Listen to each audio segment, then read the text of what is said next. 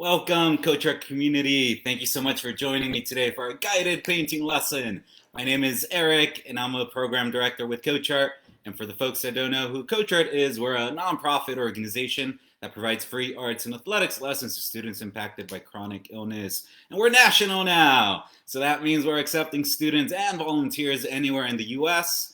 So if you are a student between the ages of 5 and 18, who has been impacted by chronic illness, I encourage you to go to our website and we can get your application started. And if you are a volunteer who has an art or athletic skill and wants to teach it to one of our students, I also encourage you to go to our website and we can get your application started. Great. So as far as today's artwork, we are going to be painting this piece inspired by Polar Dinosaurs. Whenever we think about dinosaurs, we probably think about like lavish forests and jungles with tropical weather. But there's a scientific proof that some of these dinosaurs also existed in colder climates. And we're going to be learning about them as we move along. So as far as today's lesson materials, you are going to be needing a surface to paint on. I'm going to be using a canvas panel. This is an 11 by 14. And as far as the colors, we're going to be using blue, red, white, and black. So we're going to be using 4 colors. And for brushes, I have these 2 brushes, a flat brush that looks like this. We also have a round brush similar to this one. And we're going to need some cleaning supplies, including some paper towels, water so you can clean up your brushes, and some paper plates. One of them is going to be used as your palette. So this is where we're going to be mixing our paints, while the other one can be used as a fan so we can speed up the drying process. And then lastly, although these aren't super required, they will make your experience a little bit easier. So I'm going to be using a cup that looks just like this, plastic cup, so that I can get a nice circle for the moon that we added here. Again, you don't need this. You can always just eye it, and that can work out too. But if you do have something similar to this, feel free to grab it.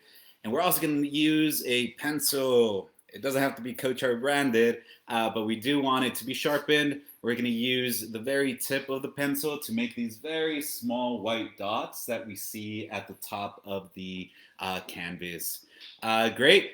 And as far as the lesson, I'll be showing you what colors to mix, what brush strokes to take, and then by the end of the lesson, you would have painted your own rendition of today's Polar Dinosaur artwork. All right, so I'll give you a couple of seconds to get all that together while I get situated over here.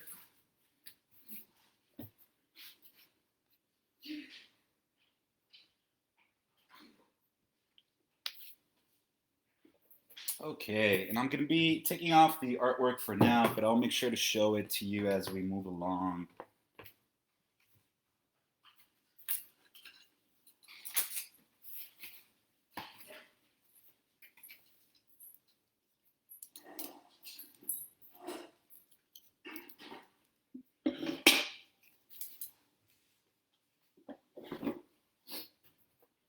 Okay, and before we get started, I'd love for us to take a look at the artwork. Just notice the different colors, the different elements, right? The different pieces that make the artwork. And I want you to ask yourself, what can I do differently to make this artwork a little bit more my own, right? That way we can see your own creative expression on it. And that can sometimes look like changing some of the colors on here, right? Instead of doing for the sky up here, maybe you want to use brighter tones, or maybe for the mountains you want to do fewer of them, or maybe you want to add some trees in the foreground, right? Or even change the dinosaur entirely, right? So whenever you see an opportunity, I encourage you to take it. And as far as how the artwork is positioned, we're going to be working with 3 pieces here that we want to take note of. The first one would be the background. So this includes the sky and the moon, and then we also see the middle ground, which includes the mountains and also our first dinosaur. And then lastly, we have our our foreground, right? So this is whatever is closest to the front, which would be the shadow or the silhouette of the same dinosaur. So we'll be taking it from the back and then moving forward. Great, so let's go ahead and start off. We want to paint our sky, so we're going to start off by pouring out some blue about the size of maybe a little over the size of a quarter, something like this. And the blue that we're using on our sky is actually a darker shade, so like a navy blue. So to do that, we can add a little bit of black into our mix, and I encourage you to do it little by little. And once you're happy with the shade, then you're good, right? But if you need it to be a little bit darker, you can add a little bit more black into the mix. So we want a navy blue, a midnight blue, right? Something along the lines of this here. Cool, and I'm going to be using my flat brush. So once you've gotten your color, we're only going to be painting the top portion. So that means we can give ourselves a little marker just down here. I want to say maybe it's at half of the canvas, right? So everything up, we want to paint it with this color. And for the position of our brush strokes, we're actually doing these pretty cool diagonal position with a diagonal direction. So all you want to do is just paint the top section in this manner. And we're going to continue doing that as we begin adding more colors into the mix.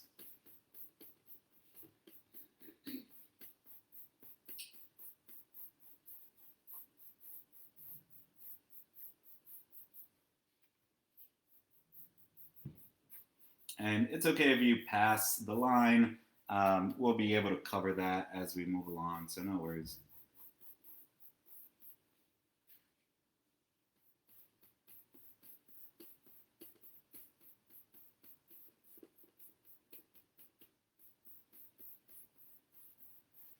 Awesome, so just keep on doing this diagonal brush stroke up and down.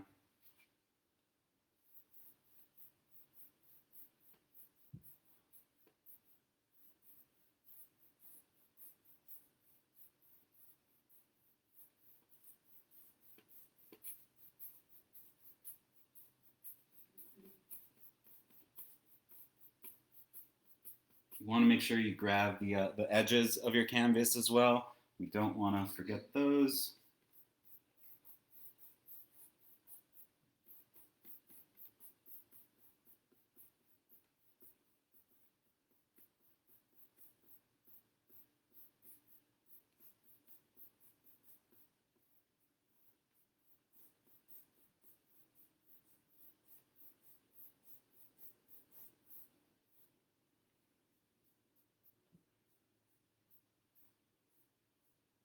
Awesome, and before you're done with this color, I encourage you to go back over each of your brush strokes to really make sure that the paint is spreading and it's covering the area that you need it to cover.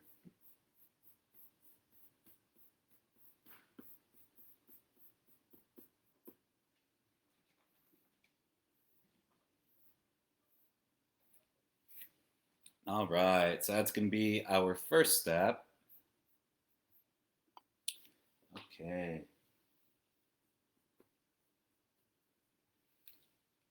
Awesome. So for this next step, we do want it to be a little bit dry, not entirely, but just enough where when we start adding the second color, it won't blend in as easily because we're going to want to be able to see the different shades, right?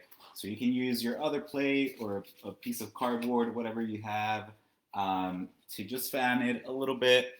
And again, we don't want it to be dry completely, just enough.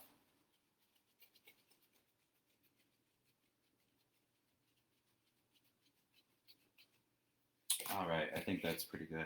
So next, we're going to start adding a lighter shade of blue.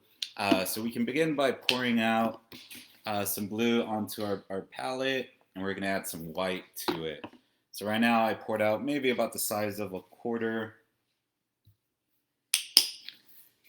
Then we want to make this blue into a powder blue. So not super, super light. We still want to be able to see some of that dark shade. So let me show you what that looks like right now. Cool. And then with this color, you want to add some streaks all across.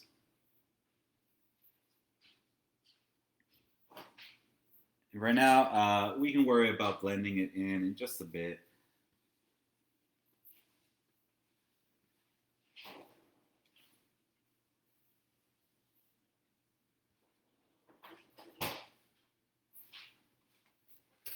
Awesome. So once you've added your streaks, you can start blending it in.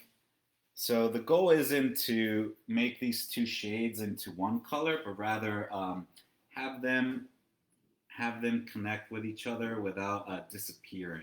So you can lightly brush you can lightly pass your brush on them. That way we can still see the color.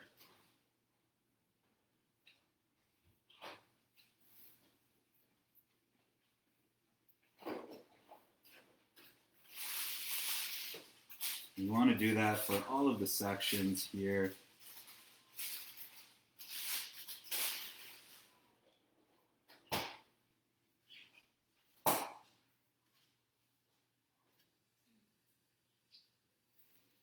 Awesome. Now we start seeing some different dynamics on our skies, right? And we're going to do the same with a different color now. We want to add a little bit of purple into the mix. So what you can do to start off is pour a little bit of red onto your palette. We won't be using a lot of purple, so just a little bit of red should be okay. And you can grab some of this blue that you just made and mix it in. That way we can start seeing a nice bright purple.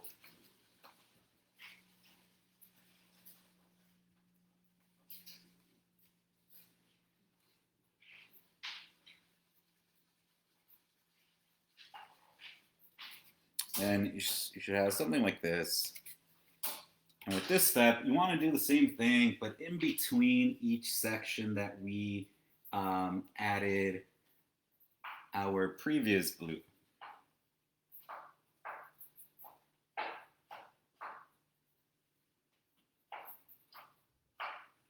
Right. So once you add this section, we want to do the same thing. We want to make sure that the colors don't blend in together where they disappear, but rather where they just connect nicely. So you can lightly brush on top of them.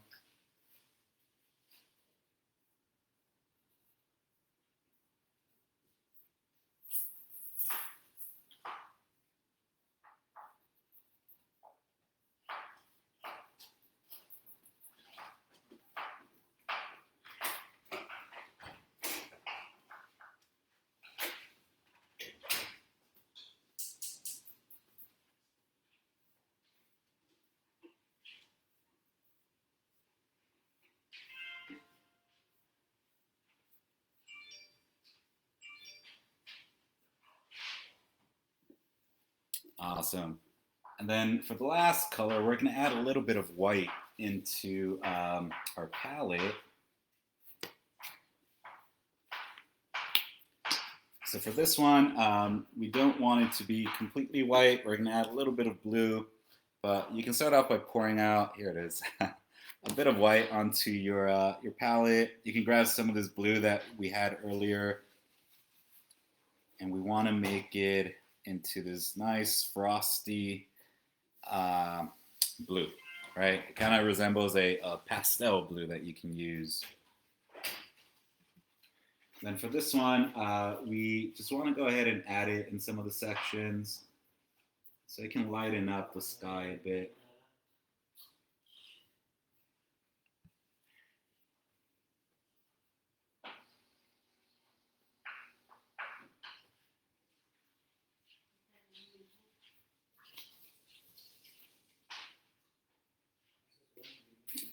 Awesome. So now that we have all of our colors up there, this is where we want to go over each of them so that they can really stick to the canvas.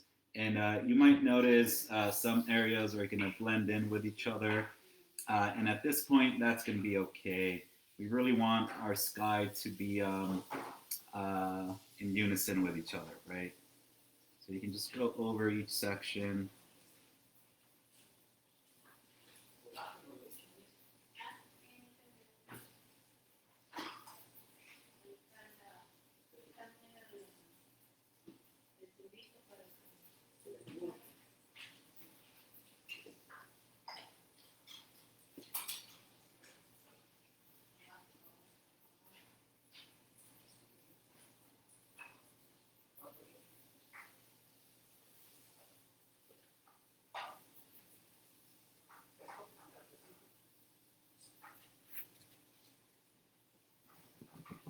If you want to darken any of the areas, you can go back with the this darker blue that we made, right?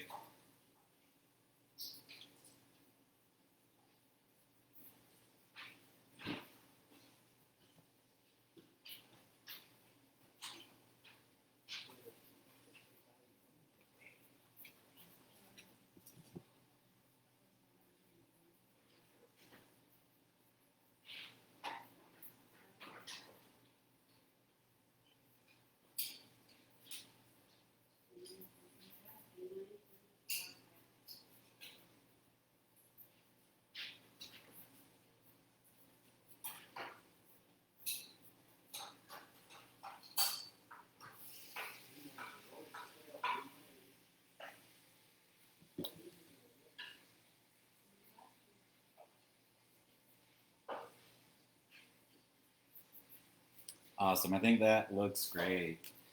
So that's how we are going to make the sky section. Cool, cool. So next, we're going to go ahead and take it to the middle ground. So we're going to go back to the moon towards the end once the sky is dry. So now we're going to be covering the mountain section and also the ground that we see here. So for this step, we do want our sky, at least the portion where the mountains are going to go, to be a little bit more on the drier side. So we can go ahead and clean our brushes for now, because they have a darker colors, right? And we're going to be using very light blue now.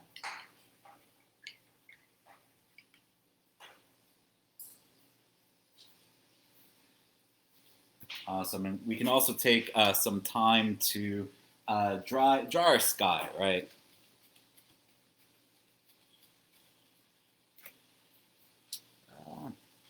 All right. So why don't we talk about polar dinosaurs for a bit?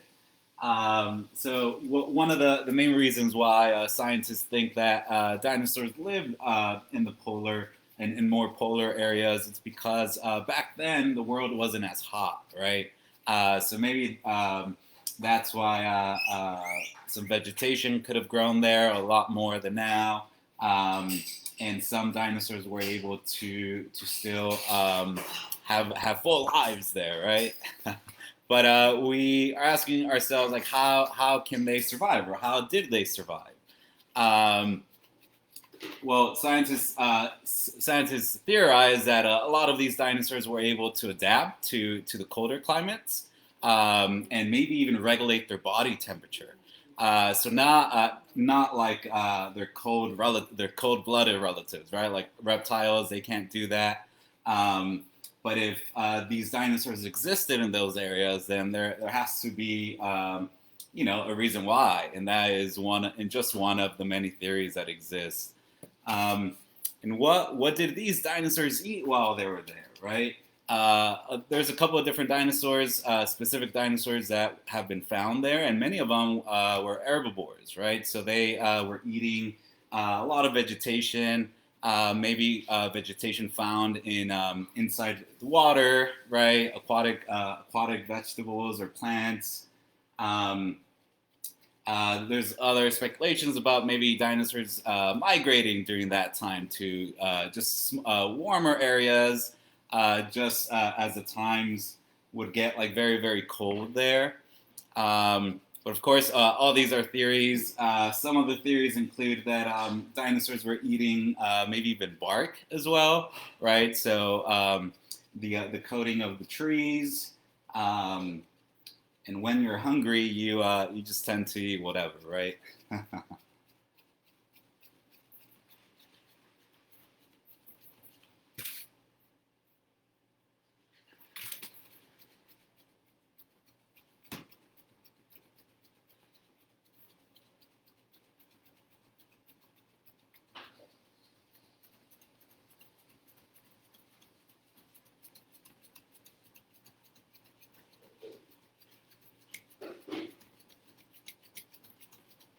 All right, folks, I think we are ready to move on to the next step.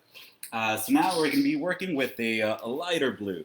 So this is the darkest blue we've used. Then we went to a lighter shade, but now we want to go to a shade that's a little bit darker than this one, but definitely lighter than this one here. But let me show you. So first, let's go ahead and start off by pouring out some blue, about the size of a quarter to begin with, right? And then we'll add some white.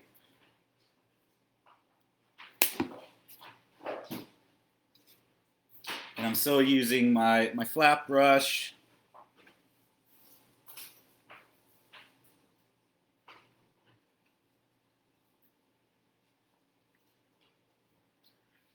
And this is the blue that I got, but it's still too dark. So that means I want to add a little bit more white.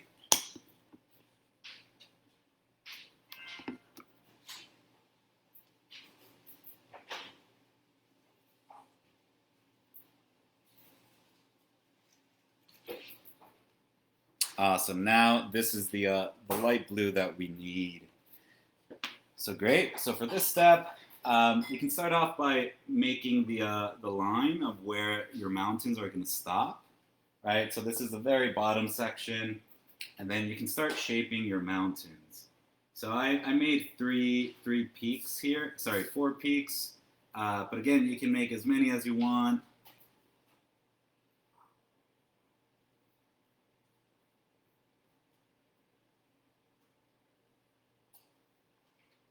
Awesome.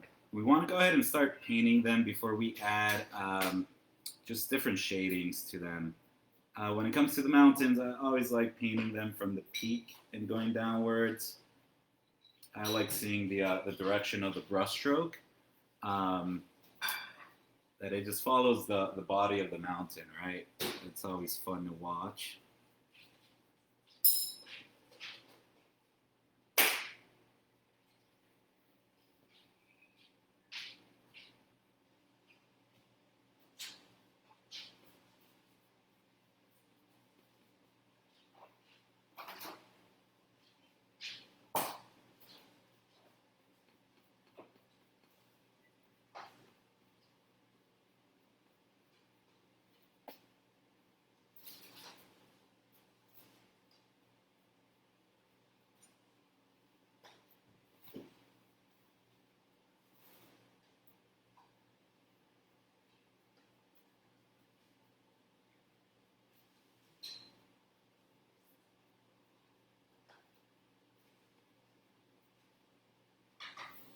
All right.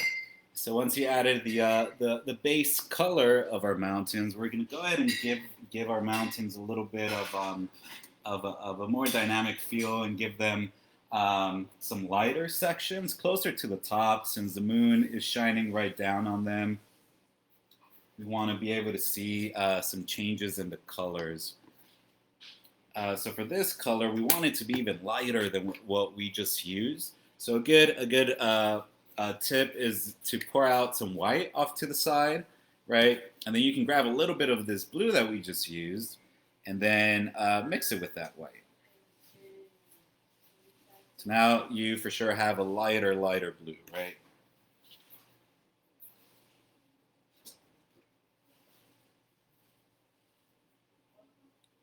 We want to add some areas closer to the top of each mountain.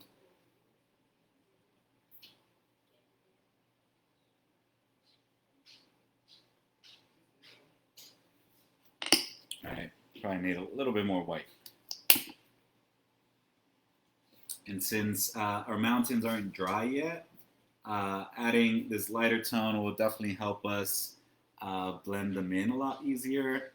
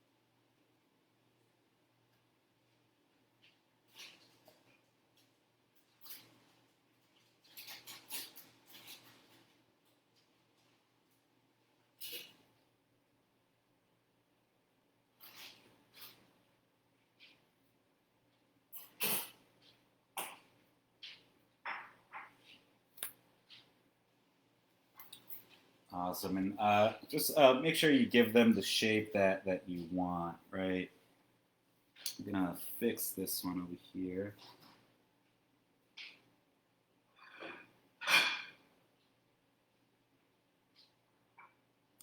There you go. Awesome. And then for this one, we do want to dry it just a little bit more so we can add a little bit more white closer to the top. And we want to fan it so that the white doesn't blend in with the colors that we already have on there. Just a little bit. Awesome.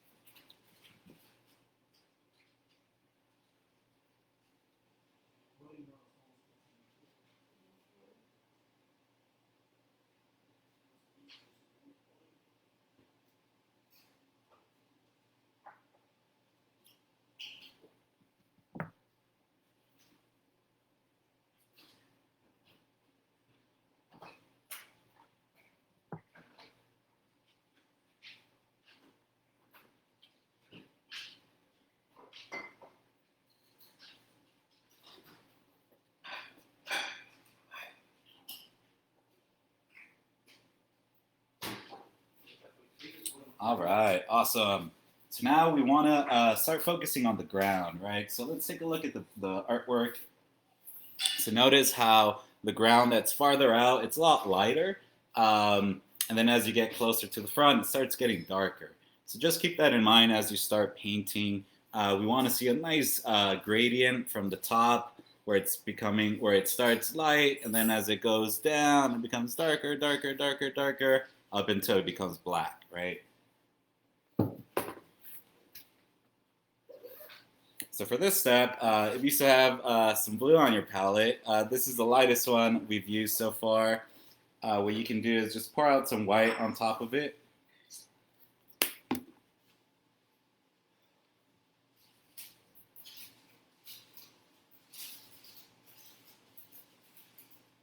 And you can start painting with this one. We're definitely going to add some white streaks after we lay out the foundation, so no worries.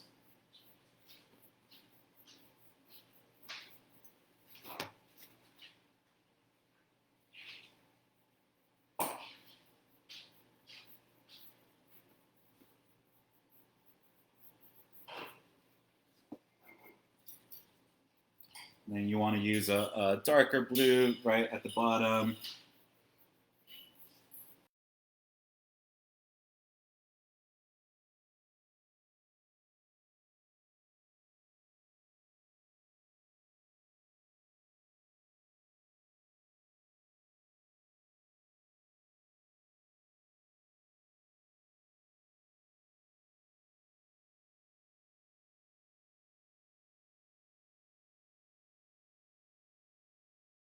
You're only going to scratch the paint.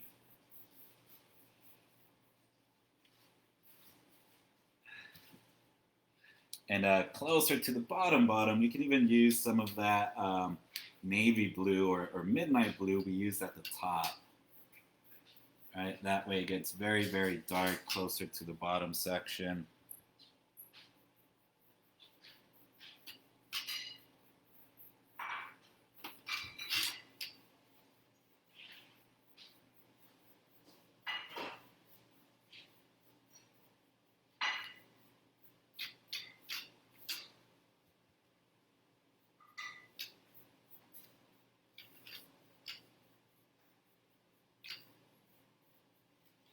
Awesome.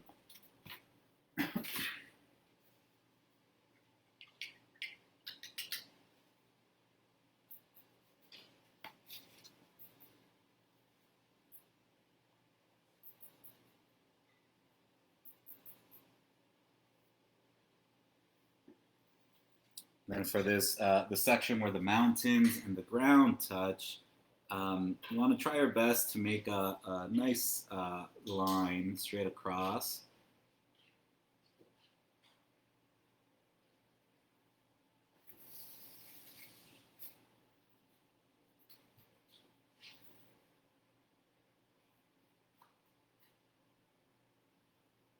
Oh.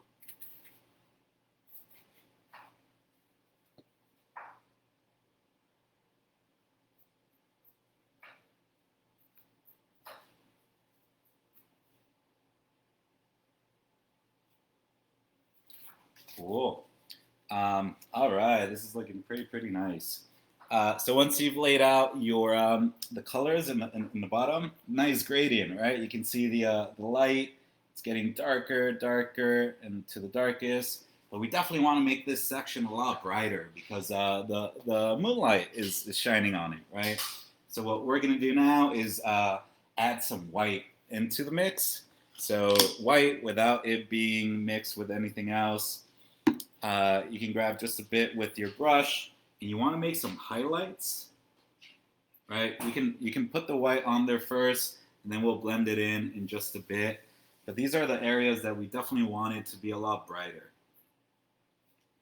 right? As once we place our dinosaur friend, we can give them some little snow coverings on their legs, which makes it look pretty fun. So once you add the white, you want to go ahead and start blending it in slowly.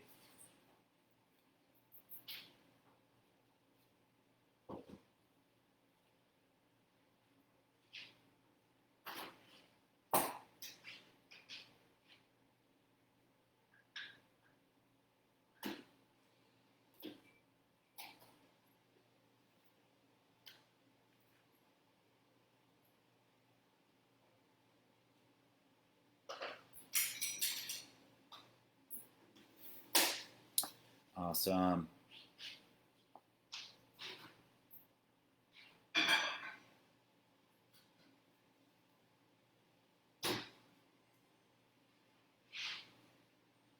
All right, I think that looks good. Great.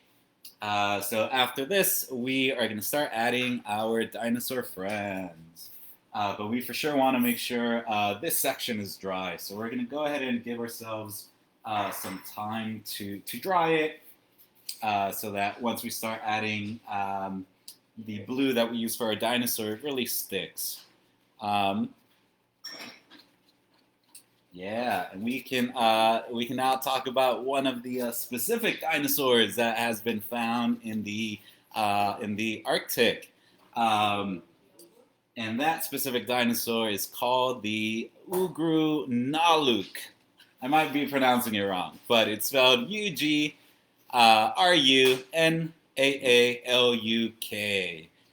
So this dinosaur is a new species of a duck-billed dinosaur that lived in Alaska. What is it? Some 69 million years ago.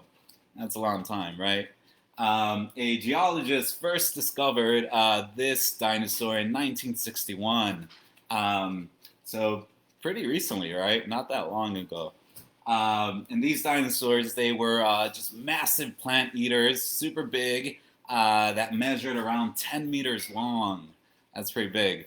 And scientists say that they had a huge, huge crest that extended all the way on its back, and the dinosaur had close to 1,000 teeth.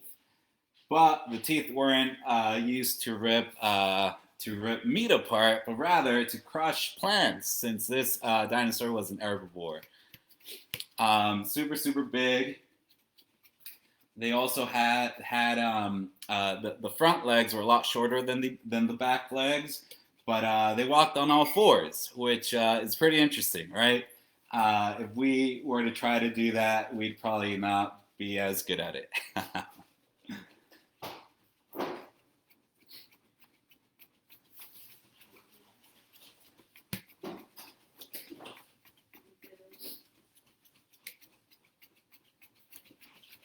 All right, that's coming on nicely. It's drying up pretty good.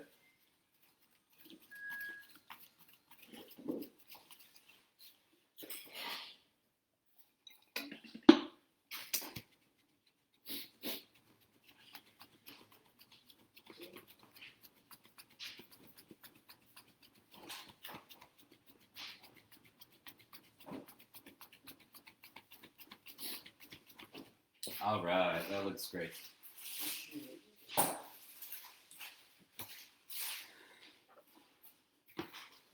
Cool. So let's move on with placing our dinosaurs. So we have two, right?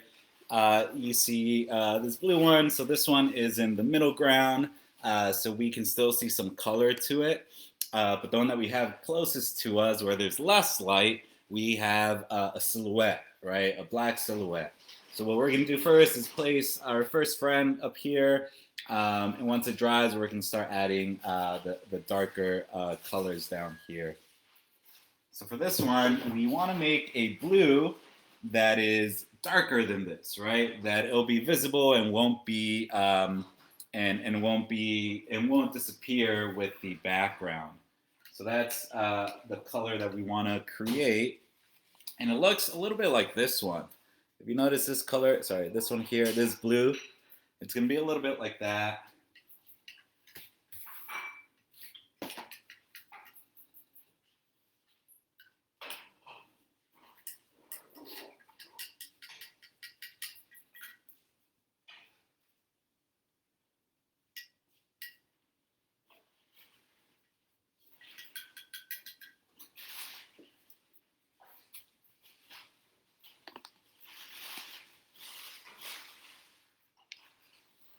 So it definitely, we definitely want to add some white to it. So not just the blue that comes straight from your paint bottle, but we want to make it a little bit lighter, but not to the point where it's too light.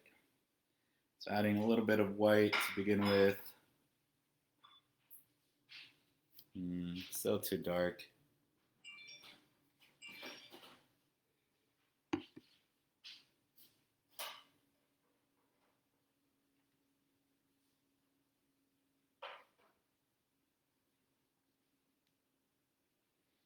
All right, this should be a nice color.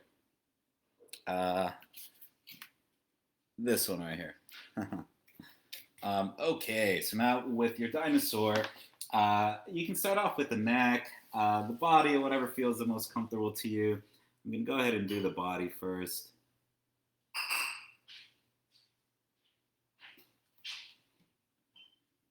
And the body, you can kind of make like a little football. That can be the main piece of the body, and then we start adding the different elements after. So including the neck, kind of looks like a music note now. And then for the legs, you can have one leg stick out, the other one right in front of it. Right. So right now we're just adding the pieces, and then we'll make sure that they're proportionate to each other once all of them have been added. And then the tail. Right. Awesome. So then this is where we want to start connecting everything, making sure it looks nice.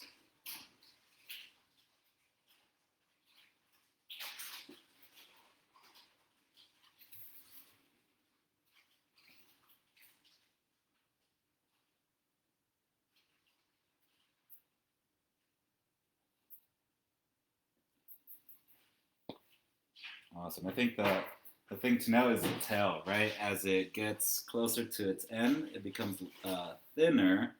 It's always a little bit hard to do if you have a thick brush. If you do it slowly but surely, you should be able to get it.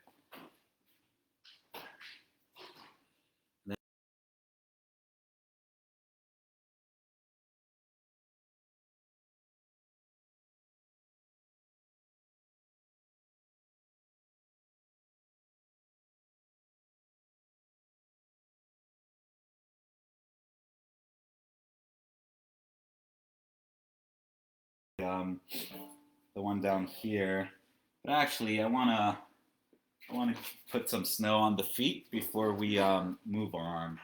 So let me just dry that a little bit. This is so that we can see that the feet are sunk into the snow, right? We can just add a covering of white at the bottom of each foot, and we should be good.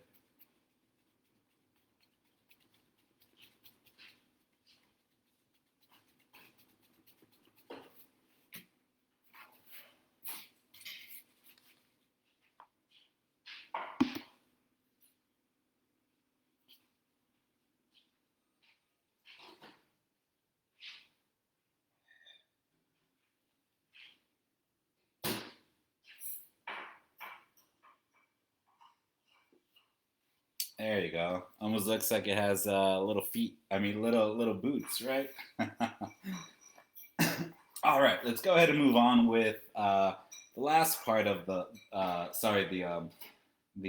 foreground, which is all of the black section. So for this part, we're basically making another dinosaur, but a lot bigger, right, and closer to the front. So I like to start off with the actual silhouette and then add the ground after, depending on what I need to do, right? So the same thing. What you can do is start making the body like a football, and then taking it from there.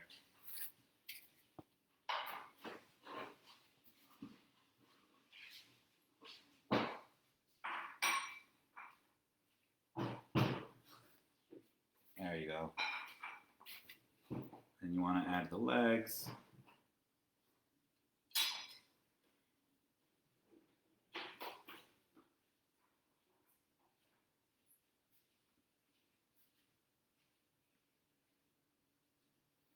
Awesome.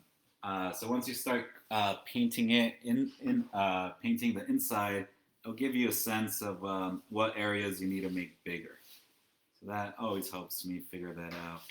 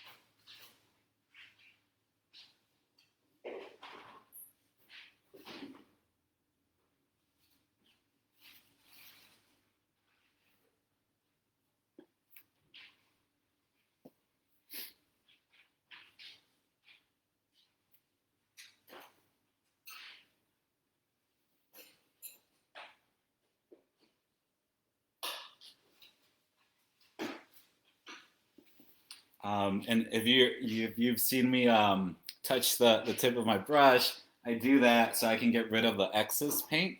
And when I'm painting, I'm trying to make thinner lines. The excess paint doesn't mess up the line I'm trying to make. So that's just a good trick to use. Just be careful though. You don't want to touch your painting with your fingers like this, right? So.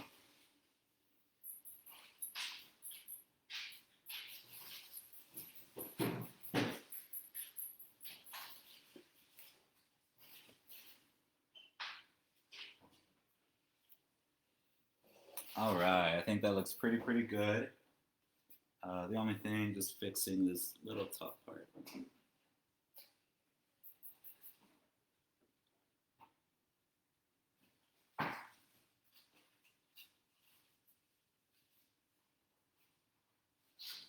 There you go. Awesome. So now that we've added the big silhouette,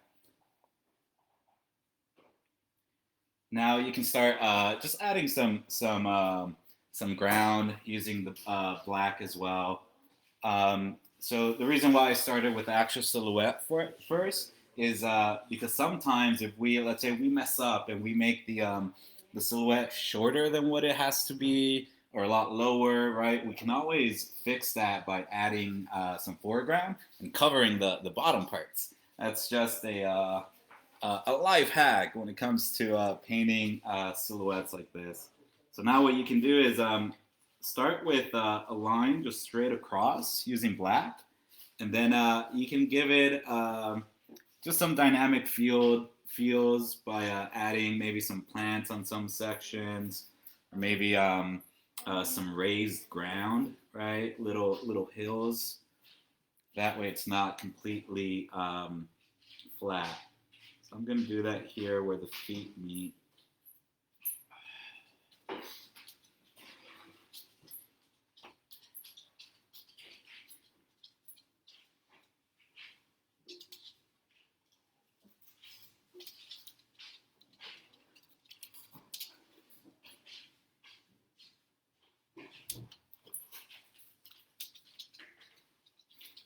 Awesome, and then add some just little mountain hills here. They're probably little pieces of snow. We can even add some grass sticking out, right? And you can do that by placing your brush in a vertical position and just lifting up, letting the bristles of your brush scratch the surface.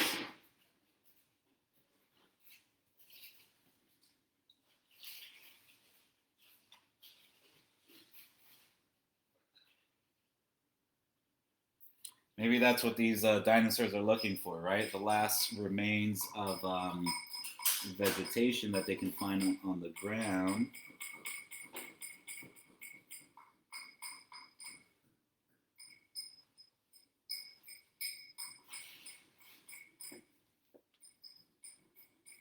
Awesome.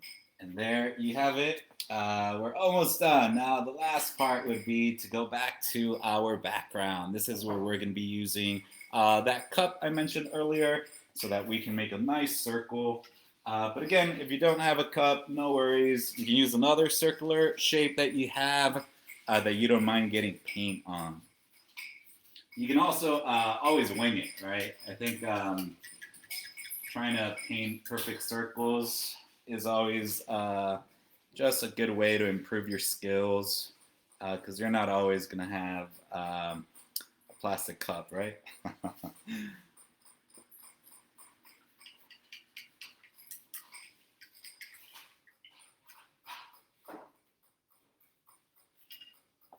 All right, so let me show you the moon.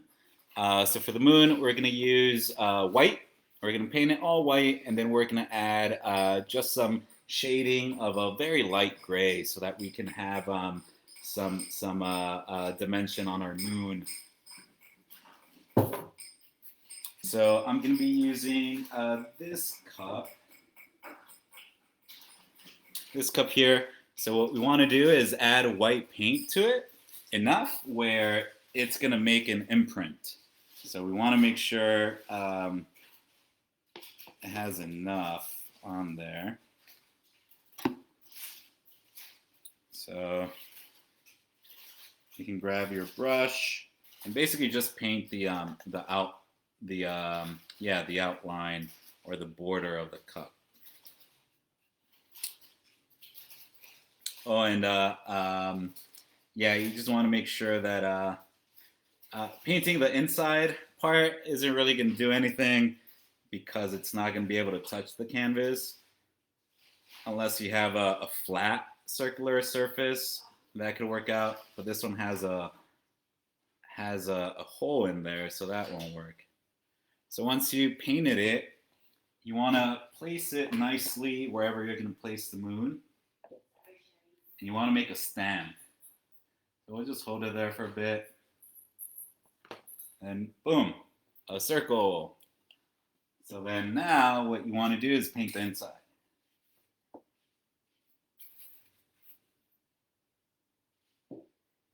And you might go outside of the line as you're painting, and that's okay. As long as we have most of the shape secured, I think we'll be fine.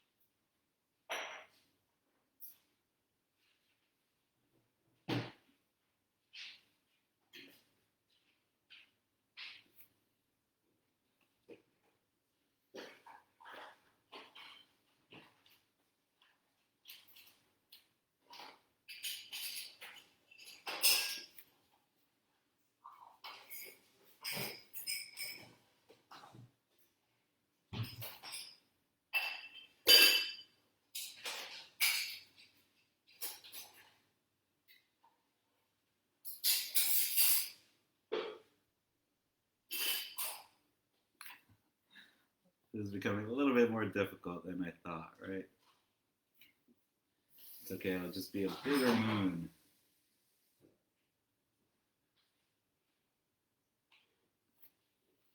All right, so once you have painted the inside, we want to add some darker features. So with the white that you have on here, you can grab a little bit of black, just the corner of your brush. You can mix that. You want to be able to use a gray that looks like this. So notice it's not that dark, just enough. And you can lightly dab your brush on there. And give it just give it some different shades.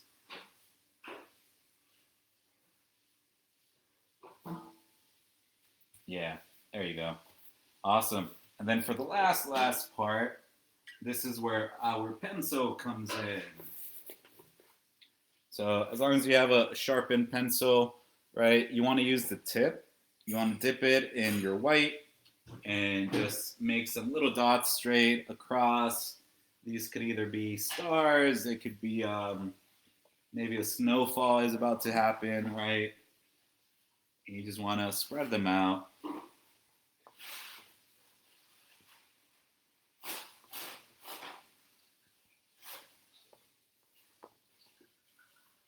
You can play around with the shape of them, make some of them bigger, some of them smaller.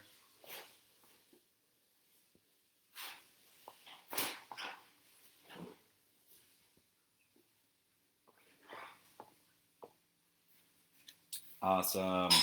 And there you have it, folks. Thank you so much for joining me today for our guided lesson. And if you did follow along with me, we'd love to see your artwork. Feel free to post it in the comments section. Or if you're a coach or family and volunteer, you can also email it to us. Awesome. We'll see you next Thursday. Have a good one.